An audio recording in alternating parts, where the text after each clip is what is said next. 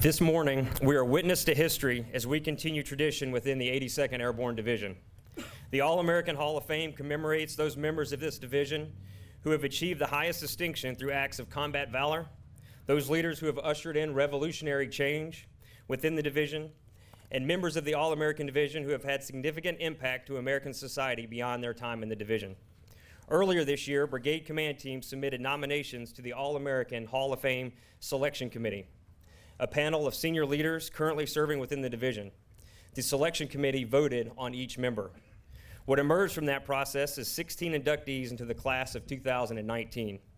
To be eligible for induction into the All-American Hall of Fame, members must have a minimum of 2 years of service within the division, must be a minimum of 2 years removed from service within the division, and must no longer be eligible for service within the division. Ladies and gentlemen, please welcome our host for today's ceremony, All-American 6, Major General James J. Mingus.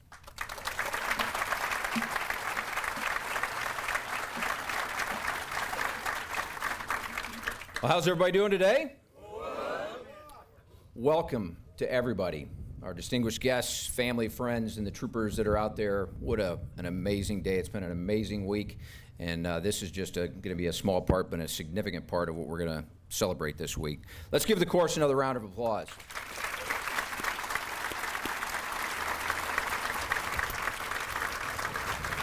We like to brag on the course just a little bit, but I got to tell a funny story. I can't remember if it was coming home from one of the NBA events or the Daytona 500, but they were in the airport, and it was a typical day in an airport. I won't say which one, but it was backed up. The lines were long. People were frustrated. People were getting angry. You may have seen this on YouTube. It went viral.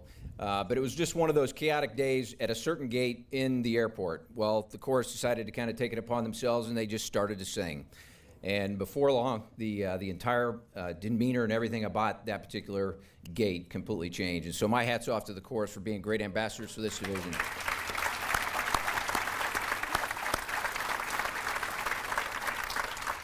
Well, this is our second year. Last year we inducted 20. This year, as illustrated just a few minutes ago, was 16. You met Brian, our new chaplain, who's been in the job about 2-3 weeks now. And about a week ago, I sat down with Brian and said, look, for this, we do, and I hate to say this, but we do have some folks that are getting up there in age. So overcast, a little bit of breeze, about 80 degrees would be perfect for this particular day. Well, Brian, you pulled it off.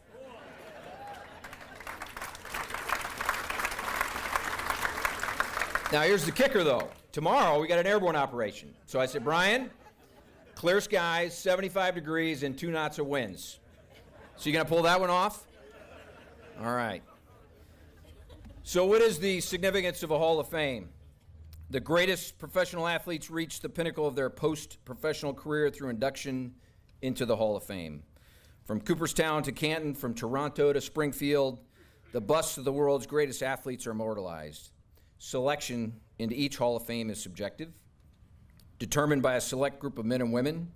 Criteria ranges from statistical achievements, championships won, longevity. Conversely, factors such as toxic personality or accusations of cheating can prevent players with the greatest statistical achievements from gaining entrance.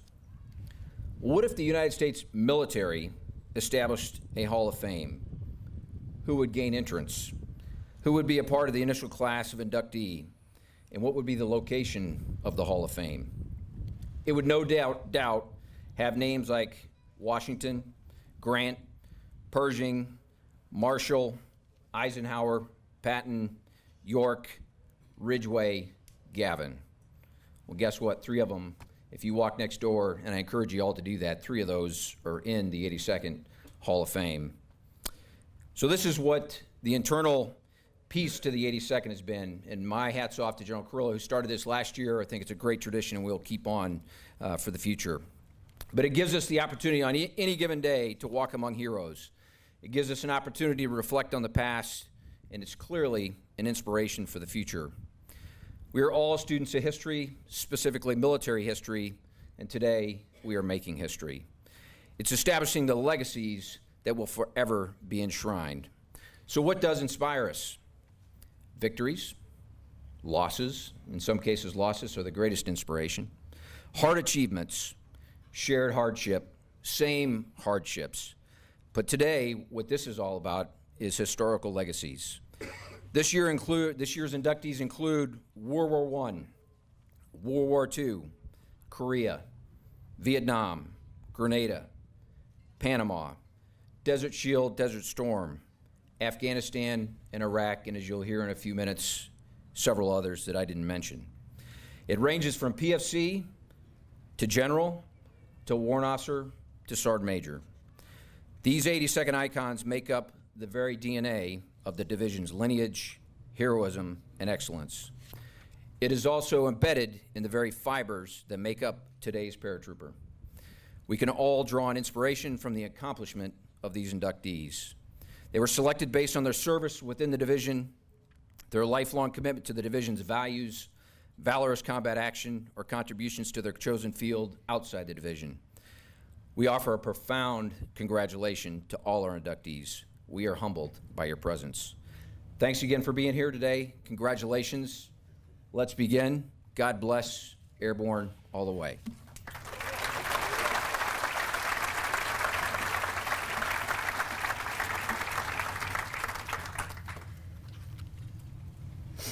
Ladies and gentlemen, we will now recognize our inductees.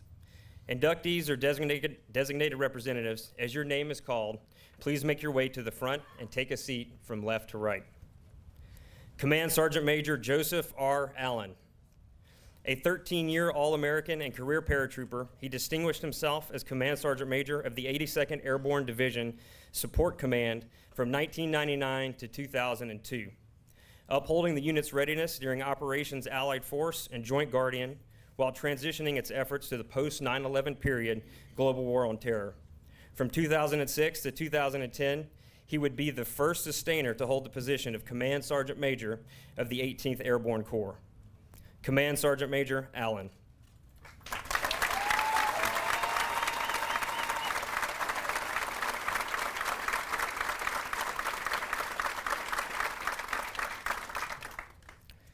General Lloyd J. Austin. General Lloyd Austin commanded the 2nd Battalion 505th Parachute Infantry Regiment, 82nd Airborne Division in combat during Operation Safe Haven, Panama. He went on to serve as the operations officer for the 82nd Airborne Division. Served as commanding general for the 18th Airborne Corps through Operation Iraqi Freedom and commander of U.S. forces in Iraq for Operation New Dawn. General Austin.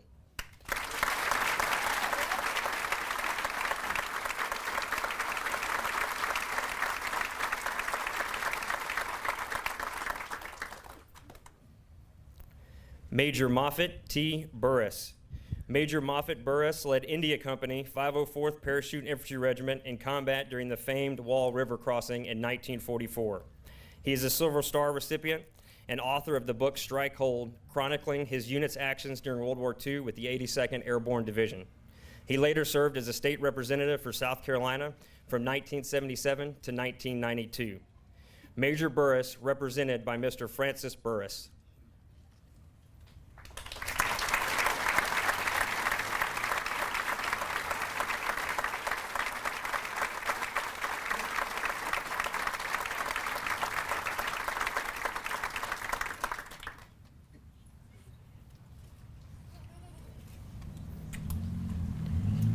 Lieutenant Colonel Robert Chisholm.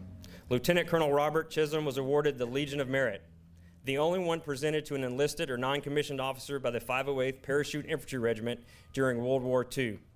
He took part of Operation Market Garden in Holland with the 508th Parachute Infantry Regiment. He jumped into Normandy with the 3rd Battalion, 508th Parachute Infantry Regiment. Lieutenant Colonel Chisholm.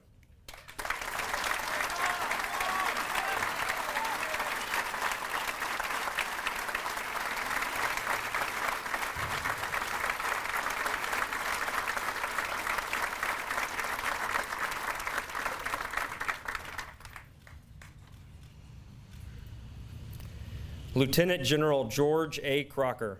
Lieutenant General George Crocker commanded the 1st Battalion, 505th Parachute Infantry Regiment and deployed to Grenada as part of Operation Urgent Fury in 1983. He commanded the division's 1st Brigade deploying to the Honduras in response to a Nicaraguan incursion, and later served as the division's operations officer and chief of staff where he supervised the planning and execution of Operation Just Cause. Lieutenant General Crocker concluded his time in the 82nd Airborne Division as the division's 38th commander from 1995 to 1996. He is a Silver Star Medal recipient and completed his service as the commanding general for 1st Corps. Lieutenant General Crocker.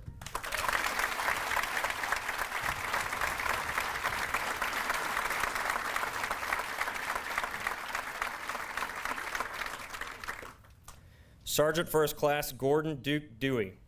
Sergeant First Class Gordon Duke Dewey served with distinction, discipline, and professionalism during the division's short-notice deployments to support Operation Power Pack and as a part of Task Force Detroit.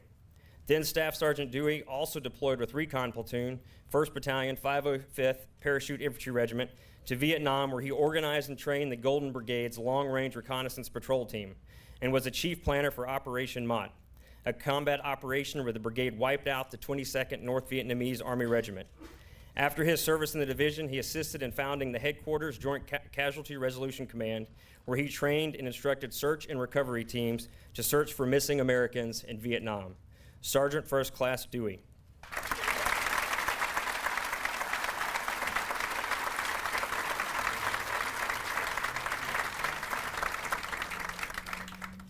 Private First Class Robert T. Dotson. Private First Class Robert Dotson served with distinction in Charlie Battery, 456 Parachute Field Artillery Battery in Sicily in 1943. His heroic actions on Biazza Ridge helped stop a key German counterattack against the Sicily beachhead. For his heroism as an airborne artilleryman, he received the Silver Star Medal. Private First Class Dotson rests in Paris, Arkansas, after later dying from wounds in combat. Private First Class Dotson.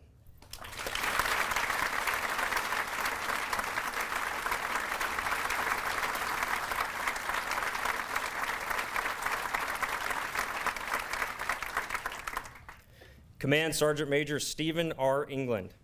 Command Sergeant Major Stephen England served as a Sergeant Major in the 82nd Airborne Division from 1991 to 2000. Assigned as Operations Sergeant Major 4325 Parachute Infantry Regiment during Operation Desert Storm. He then went to assume responsibility as Command Sergeant Major of the 3505th Parachute Infantry Regiment, then the 325th Airborne Infantry Regiment. He became the 82nd Airborne Division Command Sergeant Major, as the 18th Airborne Corps Command Sergeant Major, earning the Distinguished Service Medal. Command Sergeant Major England.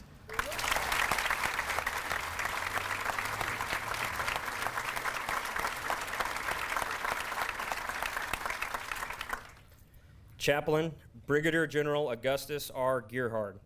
Chaplain Gearhard was commissioned as an Army chaplain in 1918 and assigned to the American Expeditionary Forces in France.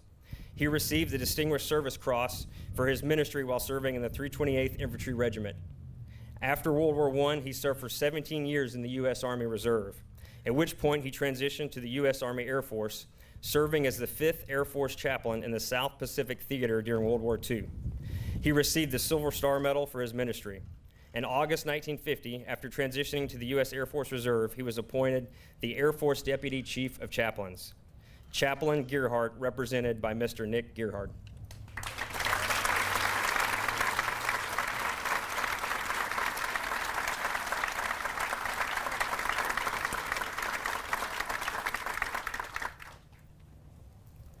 Captain Kimberly Hampton. Kimberly Hampton embodied the All-American spirit, serving as the Delta Troop Commander for 117 Cavalry Squadron from 2002 to 2004. An OH-58 Delta Kiowa pilot in command, Kimberly was the Army's first female combat pilot killed in action, and the first female in the 82nd Airborne Division to die from hostile fire in the global war on terrorism. Kimberly was awarded the Purple Heart, Bronze Star Medal, and Air Medal for her actions. Captain Hampton, represented by Mr. Dell Hampton.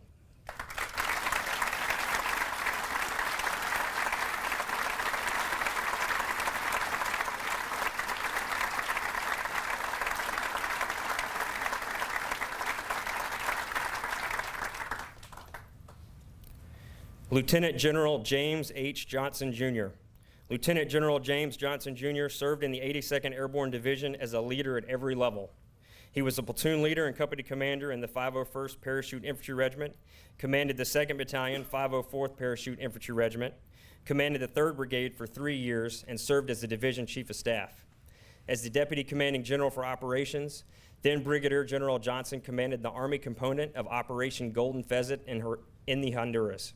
As the division commander, he was the first jumper during the invasion of Panama and Operation Just Cause. He also commanded the division during Operation Desert Shield and Desert Storm in the Persian Gulf, becoming the first commander to lead the division into combat in 2 separate conflicts. He commanded the division for 32 months, the longest command tour since 1948. Lieutenant General Johnson.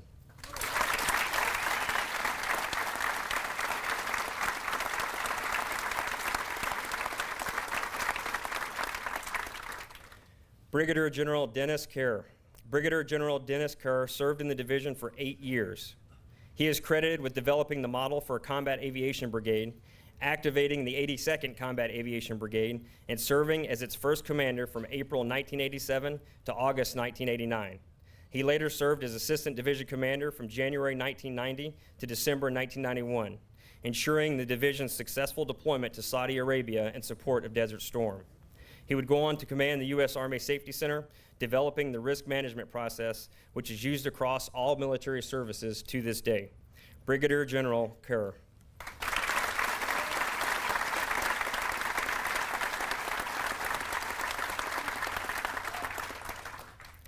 General Carl W. Steiner. General Carl Steiner joined the 82nd Airborne Division in 1972, where he commanded the 2nd Battalion, 325th Airborne Infantry Regiment. He would continue his outstanding service to the division as the Assistant Chief of Staff, G3. He is also a recipient of the Freedom Foundation Award and the Distinguished Alumnus Award from Tennessee Technological University. Steiner has also been active teaching the Joint Warfare Fighting Course at the Joint Forces Staff College in Norfolk, Virginia, and works as a senior advisor for new joint warfighting experiments. General Steiner.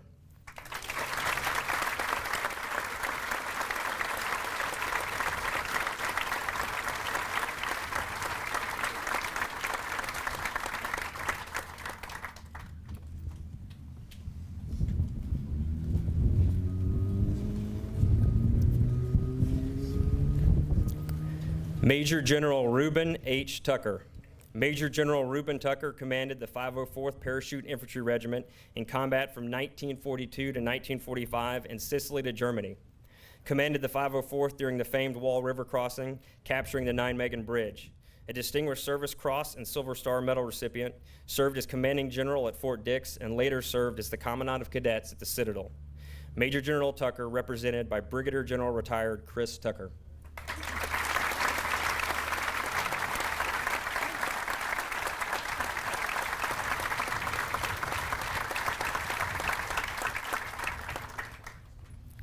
Chief Warrant Officer Jonathan A. Ward.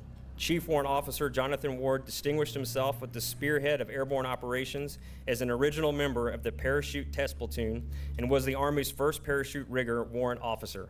He served with the 504th Parachute Infantry Regiment throughout World War II in Sicily, Italy, Nijmegen, the Netherlands, and occupation duty in Berlin. He continued his service after his time in the Army on the Parachute Testing Board. Chief Warrant Officer Ward.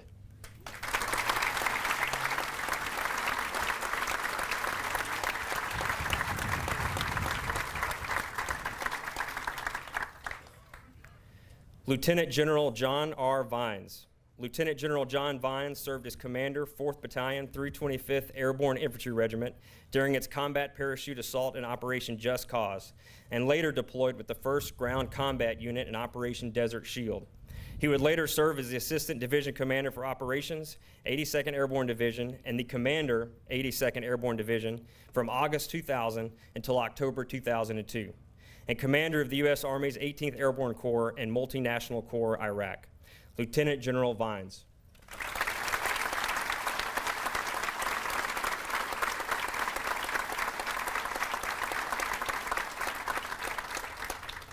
Ladies and gentlemen, please join us in congratulating the 2019 class of the All-American Hall of Fame.